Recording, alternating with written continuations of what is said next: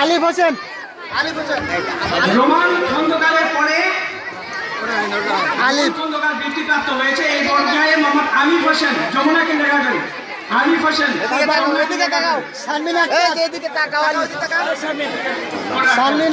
আলিফ হোসেনের মোহাম্মদ শারমিন আক্তার। শারমিন আক্তারকে আহ্বান করছি।